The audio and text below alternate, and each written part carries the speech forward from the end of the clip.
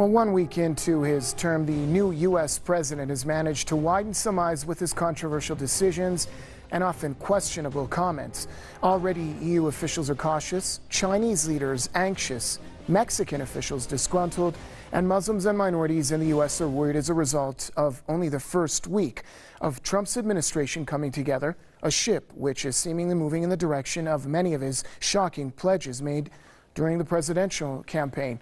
Now, with the controversial cabinet picks assuming their posts and international trade deals on the verge of being terminated, many are left wondering what to expect from the Trump presidency. Now, joining us on hand for this edition of Press TV's debate, we've got our correspondent Roshan Mohammad-Saleh, who's joining us from the British capital, London. Roshan, welcome to Press TV's debate. A questionable and contentious first week for the Trump administration, to say the least. What challenges does the new U.S. administration pose for Europe? Well, we've just been listening, haven't we, to the first foreign leader to visit Trump, Theresa May. And from Britain's perspective, she's gone there with cap in hand because Britain is leaving the European Union. So previously, the two most important bilateral relationships for Britain were the one with the European Union and then the other with America. They're leaving the European Union now, so that makes them more dependent on America. So in that press conference, we heard lots about the special relationship, and obviously Theresa May has gone there for a trade deal. And she wants that trade deal when Britain leaves the European Union. But I think the press conference illustrated the imbalance of power. You had the American president there, and his intentions are very unclear as to regards Europe, especially when it comes to Russia and NATO. He spoke in platitudes. He didn't give much details. He spoke very briefly, whereas Theresa May spoke in depth, gave details about what they talked about, the trade deal, Russia, NATO, fighting ISIL, etc. And that, I think, proves that the special relationship is far more important to the British than it is to the Americans. As far as Europe is concerned, the two main questions, I think, is Trump's relationship with Russia. He's vowed to diffuse tensions. Obviously, we have many European capitals, Paris, London, Germany, that seem to thrive on increasing tensions with Russia. And they want America to stand by NATO, the European-American alliance. And Donald Trump has called NATO obsolete. At this stage, it's unclear what Trump is going to do. He himself doesn't seem to know what he's going to do. He has to establish relationships with European leaders, Putin, Merkel, Hollande in France, and Theresa May in Britain. There's a lot to play for. The stakes are very high, but the stakes are definitely higher for Europe than they are for America. All right, thank you very much, Roshan. Press TV's Roshan Mohammad-Saleh joining us from London. Tonight's focus in this edition of Press TV's debate is Donald Trump's foreign policy. To further expand on that notion, we're joined by Mr. Brian Becker from the Answer Coalition, who's joining us from Washington. And also joining us from Boston is Mr. Jim Walsh from the Security Studies Program. Gentlemen, welcome to the program. Let's start off with our guest in Washington, Mr. Becker. Sir, give us your perspective on some of the key points that came up in the press conference that we just saw between the British Prime Minister and the new U.S. President, Donald Trump.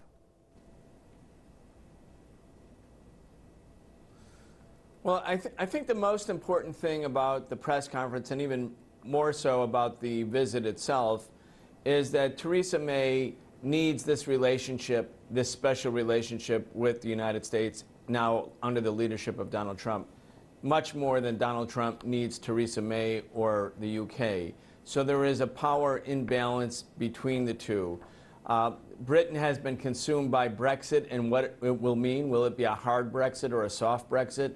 It looks very much like Theresa May means a hard Brexit, meaning that Britain will not be allowed into the common market, into the unified market, because it will insist on depriving other EU citizens from other EU countries from having the rights to live and work in the UK. It's going to be one or the other. It can't be both. As a consequence, Britain needs to be able to say this won't be a complete economic catastrophe for British capital. The only way that they can really show that is to cement a closer relationship with Trump in the United States. That gives Trump a lot of cards to play. and Trump will play the cards. He will want to establish economic trade deals with Theresa May that are much more favorable to U.S. business and to U.S. banks, to the detriment, actually, of the British. So I think the British come here hat in hand in a weaker position as a consequence of the unanticipated referendum vote that separated the British from the EU. And now they're about to trigger Article 50. And I think triggering Article 50 will show that there will be a hard Brexit. Also, the Scottish nation will now, I think, have a second referendum. Nicola Sturgeon, the leader in Scotland of the Scottish National Party, has said as much, because Scotland does not want to leave the EU and does not want to have a hard Brexit. So not only is Britain leaving the EU, but Scotland may be leaving the UK. That leaves the UK and Theresa May in a much weaker position.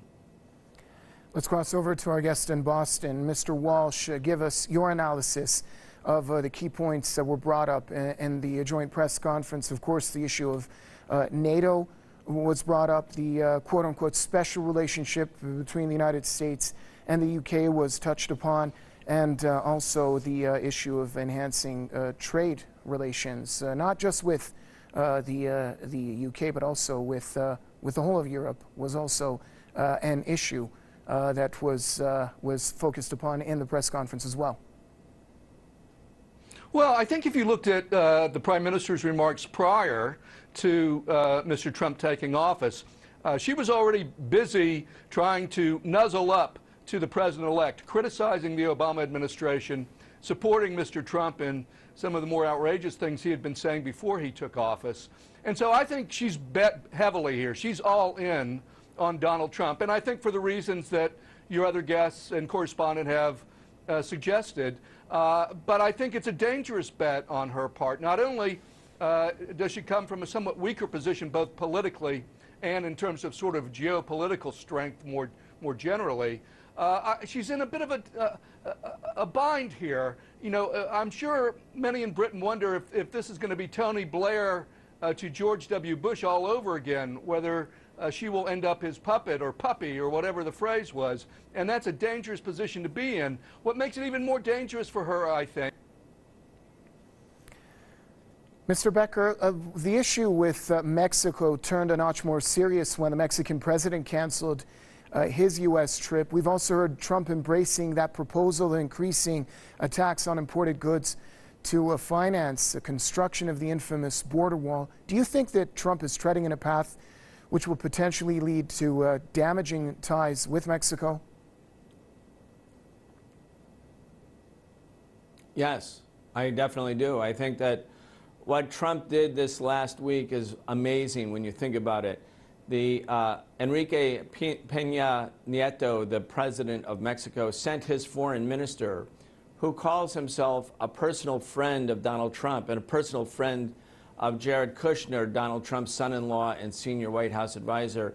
And on the day that they had the foreign minister in Washington to cement a new day in U.S.-Mexican relations, Donald Trump issued an executive order announcing that they were going to go ahead and build this huge wall at the U.S.-Mexican border, an impassable wall, and that he also insisted that Mexico would pay for that wall, which, of course, the United States would construct against Mexico's wishes, but Mexico would somehow be compelled to pay for it. Now, Mexico is a country that's 120 million people. It's the 11th largest country in the world. It's not a small country. It's bigger than Germany. It's bigger than France. It's bigger than the United Kingdom. Every day, $1.5 billion in trade crosses the U.S.-Mexican border. The U.S. and Mexico's second largest trade partner is the United States. $580 billion in trade every year. And at that moment, when the foreign minister, trying to be nice to Trump, comes to Washington, they provocatively announced this. And thus, Enrique Peña Nieto, the president, was compelled because of public pressure from the right, from all of Mexican society, to cancel the meeting next Tuesday scheduled in Washington with Trump. That's dangerous, stupid, reckless, feckless arrogance on the part of the Trump administration against a country that, again, a principal ally and partner and economic trading partner with the United States. Amazing bad politics on the part of the Trump White House. And Mr. Walsh, your thoughts on the question with Mexico? Many believe that Donald Trump has already managed to sour the relationship with one of the key allies of the United States in just a week of being in office. Yeah, there's no doubt that this was poorly handled. You don't issue public ultimatums and expect a sovereign nation to just sort of give in to them. I think that was really poorly played. But I will say this, you know, it's the first week. There are, 51 more weeks left in this year, 3 more years after that. This is an administration that doesn't even have its Secretary of State in office, doesn't have its national security team, lots of holes to fill, and it's an administration that seems to be shooting from the hip. Now, after some of these problems blow up on them, after they have a chance to settle and have a cabinet that's actually in place that can offer advice about some of these policies, things might begin to settle down. Again, we're in the first week here. I think we've seen several examples of things being badly played, but there is still plenty of time to recover. And I would encourage Mr. Trump to spend less time criticizing American allies while he's complimenting American adversaries like Russia. First order of business, it seems to me, is to have strong friendly relations with the countries that are on your border, Canada and Mexico. That has a lot to do with your prosperity and your security. So hopefully others will be able to get his attention and things will settle down in the weeks to come. But we just don't know. I mean, my God, who would have expected this? Who knows what the future will bring? Mr. Becker, talking about the future, everyone is still anticipating to see what Trump has in mind with regards to the Joint Comprehensive Plan of Action, the JCPOA, which Iran signed with the P5+1. Just recently, the outgoing German foreign minister, among other officials and diplomats, recommended that the Iran deal should remain intact. Do you think that these are calls that the U.S. president will heed with the constant pressure of the Republican-dominated Congress? Well, there were indications at the confirmation hearings, both for the Secretary of Defense, James Mattis, and Mike Pompeo, the new CIA director, who was virulently against Iran and against the Joint Comprehensive Plan of Action when he was in the U.S. Congress, that the U.S. must uphold its international legal obligations. That would indicate that at least there are significant forces within the administration who believe that the Joint Comprehensive Plan of Action must be adhered to formally and legally, as of course it must be by the United States. It's a legal obligation. And also they realize that should the United States be the one to back out of the treaty, all that will happen is that the so-called allies in Europe and other countries that were part of the P5+1 will say the United States was the one that walked away from the treaty, not Iran. Thus, their own position and orientation towards Iran and the lifting of sanctions, I think, will stay in place. So it will become the United States that's isolated. But let's not forget this. Donald Trump is a strong leader, an unpredictable leader, possibly not a sane leader. When you look at what he's done in the last week and what he's done through the whole campaign, there's an element of sort of megalomaniacal insanity in his presentation. You look at, for instance, he's still focused on the election. Even though he won the election, his big deal now is that there was 3 to 5 million illegal votes cast, which there's no evidence or proof of, which would have allowed him to win the popular vote too. Now, what president wins the election and then charges that the election is illegitimate because of illegal voting? I mean, why focus on that? It's something about his personality. It's about that person. And now he is the person. He is the president of the United States. In fact, just to remind our whole audience, in the United States, the president of the United States has sole unilateral control over the nuclear codes and the nuclear decision-making. In other words, within 10 minutes of any threat or perceived threat or accident, Donald Trump has 1,400 nuclear weapons under his control and authority. We just don't know what's coming. I don't want to be alarmist, but that's the reality. He has unilateral control. This guy, Donald Trump, has that kind of power. Mr. Walsh, I see you laughing there at some of the analogies made there. Would you like to add anything to the comments made by Mr. Becker? Well, I do think that I agree with the analysis that says the Iran agreement, the JCPOA, is not likely to be a high priority for the Trump administration. And the testimony and other statements by others suggest that he's not looking to rip up the deal on the first day like some of that campaign rhetoric would have suggested. So I take solace in that. And my own personal view is they're going to have so many fires, so many controversies and problems, you know, from one day to the next, from week to week, that this is not going to rise to a level where it's a real priority for them. So I do expect that all the parties will continue to abide by the agreement as they have so far. I would say probably I have these two concerns. One is that there will be elements in Congress, Republicans in Congress, that will continue to try to pass legislation to undermine the deal, so that requires keeping an eye on. And then secondly, it's a variation of what we were talking about before. Mr. Trump has described himself as a counterpuncher. And so as long as this is on the back burner, I don't think he's really going to care very much. But if there were to be some sort of event or crisis that brought Iran and the U.S. To focus on each other, in a negative way, then all bets are off. Then he might, rashly try to strike back because of some other issue and use the Joint Comprehensive Plan of Action as the way to cause new trouble.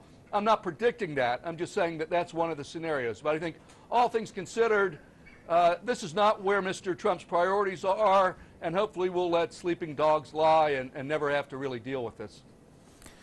Mr. Becker, let's turn our focus back to what's in store for Europe. We know that EU finance ministers are already seeing Trump as a risk to their monetary union, and Ted Malloch's comments are already being seen as playing the wrong strings about the EU's currency. Where do you think the new U.S. administration plans on steering its ties and trade ties, most notably with European countries, given how intertwined EU and NATO are, and how any possible changes in U.S.-NATO interactions could affect the EU and vice versa? Well, there too, I don't really anticipate a major change in the U.S. orientation towards NATO. I mean, Trump is saying, the different member nations need to pay their fair share, et cetera, et cetera.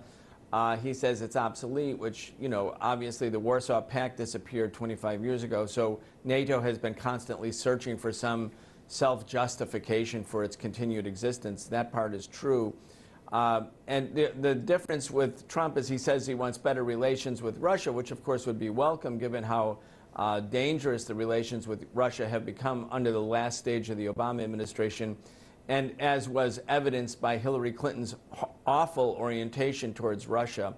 But I don't think there will be a big change towards NATO per se. I think, though, the German foreign minister who said last week the post-World War order is over, I believe, we don't know for sure whether that's true or whether that's hyperbolic, but it feels like it's coming to an end. And by the post-World War II order, we mean where the United States took all of the major non-socialist, advanced capitalist countries and put them together as a network under the U.S. control. So there was NATO and the U.S.-Japanese relationship. In other words, even the enemies in World War II became friends and junior partners under the United States, and the United States had a multilateral orientation. The UN, the World Bank, the IMF, these were post-World War II institutions led by the United States, but trying to manage rivalries that had led to wars in World War I and World War II. I feel that order is coming apart, sort of in an unpredictable way by Trump's America First orientation and his sort of roughness and bullying rather than treating allies as allies. And you can see the new U.S. ambassador to the UN said Anybody who doesn't have our back here, meaning the U.S. allies in Europe, we're taking names. We're taking names. I mean, this is kind of bullying language that can't really allow the old world order to stay in place much longer, I don't think. And let's get in a final comment from Mr. Walsh in Boston. Mr. Walsh, your thoughts on the future ties and composition that we might see with regards to the United States, Europe, NATO, Russia, mashing them all up together. What do you see? Well, I agree that I don't think the U.S. is going to walk away from NATO. You know, again, I want to underline, we're in the first week here, the first week. And so it's easy to talk a big game, but there are some real realities out there that constrain what a president will do. You know, there are national interests. The U.S. has national interests it has to protect. Europe has its own national interests. I personally don't necessarily see a decline of the post-war project. I would not welcome that. That would scare me. It seems to me that this Western Europe, what we've been able to achieve is a long peace, no World War I's, no World War II's, and general economic prosperity in Europe and the United States. That's a pretty good victory to have achieved. I hope they don't put it at threat. What worries me, perhaps, is the possibility that Mr. Trump might directly or indirectly support nationalist parties in Europe, you know, not simply criticize Europe, which he's doing now, which I think is completely unhelpful, but if he actually starts to get involved in their domestic politics, that could be a very dangerous situation. So I hope he doesn't go that way. I hope his advisors prevail, hopefully some sane advisors, and also just realities. At some point, regardless of the ideas in your head, reality imposes itself, and I hope reality will teach Mr. Trump the limits of American power here and the importance of peace and stability. Thank you, Mr. Walsh, and that marks the end of this edition of Press TV's debate. I'd like to thank my guests, Mr. Brian Becker from the Answer Coalition, joining us from Washington, and also from Boston, Mr. Jim Walsh from the Security Studies program at MIT. I'd like to thank you fine gentlemen for your comments and for contributing to this segment of the program. And that's a wrap for this edition of Press TV's debate. Thanks for watching, everybody. Do stay tuned. We'll be back on the bottom of the hour with a look at the world news. Bye for now.